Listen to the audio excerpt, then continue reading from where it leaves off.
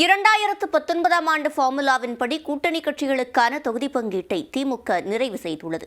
காங்கிரஸ் கட்சிக்கு புதுச்சேரி உள்ளிட்ட 10 இடங்களும், மக்கள் நீதி மய்யத்திற்கு 1 மாநிலங்களவை இடம் வழங்கப்படும் எனவும் உடன்பாடு எட்டப்பட்டுள்ளது.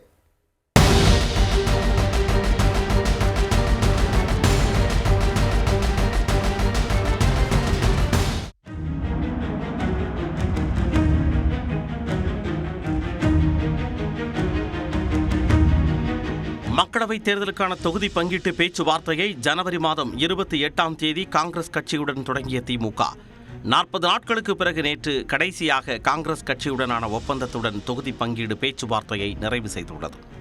முதற்கட்ட பேச்சுவார்த்தைக்கு பிறகு காங்கிரஸ் கட்சியுடன் திமுக தொகுதி பங்கீட்டு குழுவினர் நேரடியாக பேசாத நிலையில் தொலைபேசி வழியாக மேலிட தலைவர்கள் பேசி வந்ததாக தமிழ்நாடு காங்கிரஸ் தலைவர் செல்வ பெருந்தகை தெரிவித்திருந்தார்.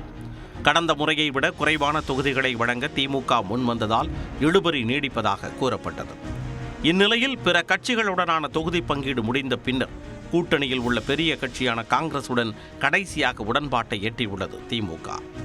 நேற்று டெல்லியில் இருந்து சென்னை வந்த காங்கிரஸ் கட்சியின் அகில இந்திய பொதுச் செயலாளர் KC வேணுகோபால் மற்றும் முகுல் வாஸ்னிக், தமிழ்நாடு மேலிட பொறுப்பாளர் அஜய் குமார் ஆகியோர் காங்கிரஸ் தலைமை அலுவலகமான சத்தியமூர்த்தி பவனில் ஆலோசனை நடத்திய பின்னர் அண்ணா அறிவாலயம் சென்றனர். அங்கு திமுக தலைவர் MK ஸ்டாலினும் தமிழ்நாடு காங்கிரஸ் கமிட்டி தலைவர் செல்வ பெருந்தகையும் மக்களவைத் தேர்தலுக்கான தொகுதி பங்கீடு ஒப்பந்தத்தில் கையெழுத்திட்டனர். 2019ஆம் ஆண்டு தேர்தலைப் போலவே காங்கிரஸ் கட்சிக்கு தமிழ்நாட்டில் 9 தொகுதிகளும், புதுச்சேரியில் உள்ள 1 தொகுதியும் என மொத்தம் 10 தொகுதிகள் ஒதுக்கப்பட்டுள்ளன.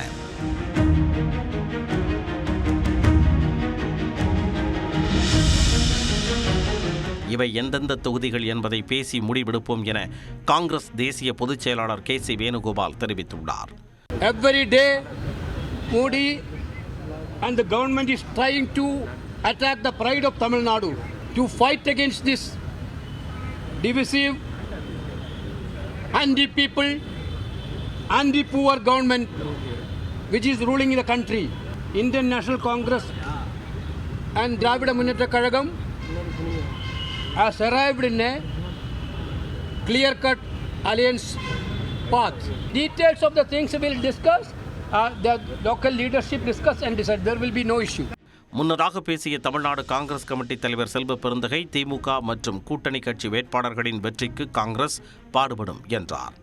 திராவிட முன்னேற்ற கழகம் தோழமை கட்சியுடைய வேட்பாளர்களை காங்கிரஸ் வேட்பாளர்களுக்கு பணியாற்றுவது போல் காங்கிரஸ் பேரியக்க தோழர்கள், தலைவர்கள் வேலை செய்து வெற்றி பெற வைப்பார்கள்.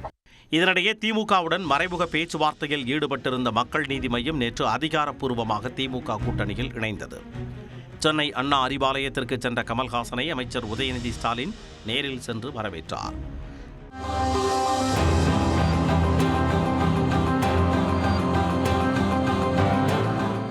அதைத் தொடர்ந்து முதலமைச்சர் MK ஸ்டாலினை சந்தித்த கமல்ஹாசன் கூட்டணி ஒப்பந்தத்தில் கையெழுத்திட்டார்.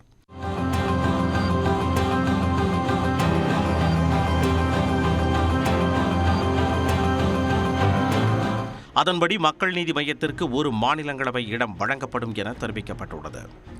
பின்னர் செய்தியாளர்களை சந்தித்த கமல்ஹாசன் தானும் தனது கட்சியும் மக்களவைத் தேர்தலில் போட்டியிடவில்லை என கூறினார்.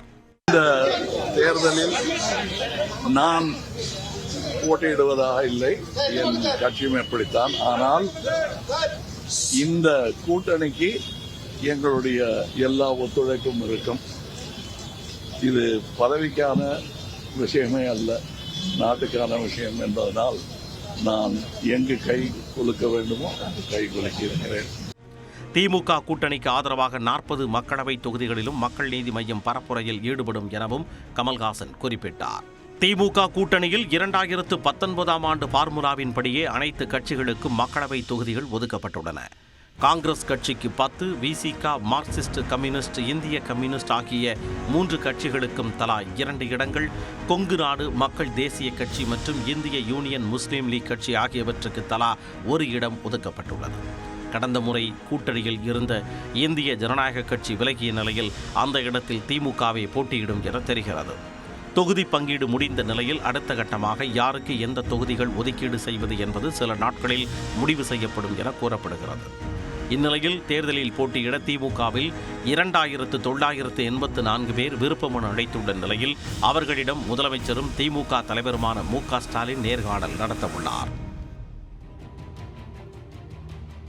இதனிடையே அதிமுகவில் மக்களவைத் தேர்தலில் போட்டியிட விருப்பமனு அளித்தவர்களுக்கான நேர்காணல் இன்றும் நாளையும் நடைபெறவுள்ளது. விருப்பமனு அளித்தவர்களிடம் அதிமுக பொதுச் செயலாளர் எடப்பாடி பழனிசாமி நேர்காணல் நடத்தவுள்ளார்.